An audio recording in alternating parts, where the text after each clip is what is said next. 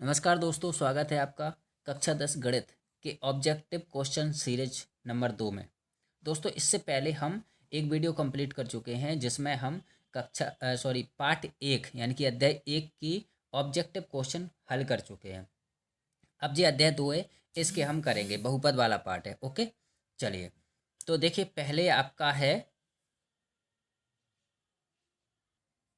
इसका पहला है चर x के बहुपद px में x की निम्न घात बहुपद की घात कहलाती है, तो उसका आंसर होगा उच्चतम घात। क्या होगा? उच्चतम घात। ठीक है। इसका दूसरा देखते हैं। दूसरा है आपका द्विघात बहुपद में बहुपद की घात होगी। द्विघात बहुपद में बहुपद की घात क्या होगी? 2 होगी, क्योंकि द्विघात में 2 होती है। त्रिघात त्रिघात बहुपद a x square plus b x plus c के शून्यों का योगफल क्या होगा?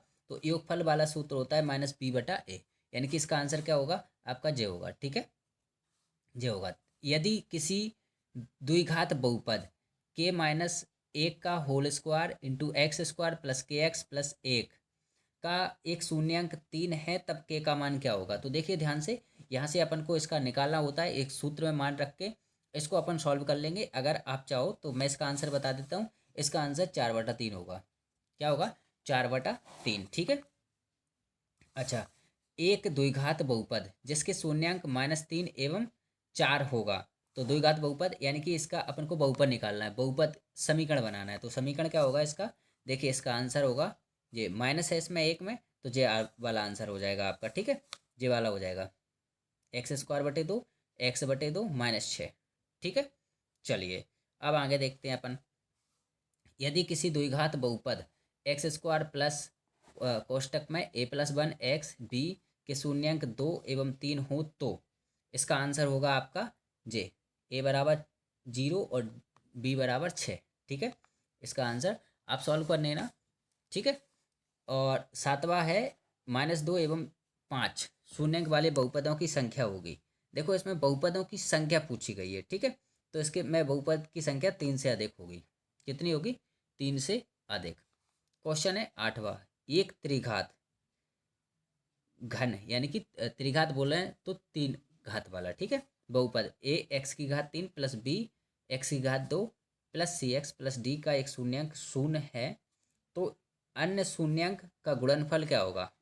ठीक है, इसका आंसर होगा आपका c/a। क्या होगा? गुणनफल हमेशा c/a होता है। ठीक है, चलिए 9वां देखते हैं। यदि किसी त्रिघात घन बहुपद x³ 3 a x² 2 plus b x plus c का एक शून्यांक -1 है, तब अन्य क्या हो गया? 2 शून्यकों का गुणनफल क्या होगा? तो देखिए, आपका आंसर हो जाएगा b-a+1। ठीक है, ये इसका आंसर होगा।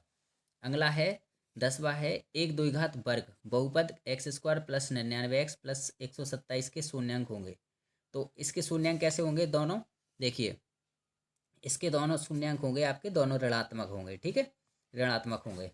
ओके, चलिए अब इसके आगे देखते हैं। क्योंकि इसमें देखना दोनों प्लस प्लस आ रहा है, जब अपन बराबर में जीरो रखते हैं तो माइनस हो जाता है। ठीक है, इसलिए माइनस के होंगे दोनों।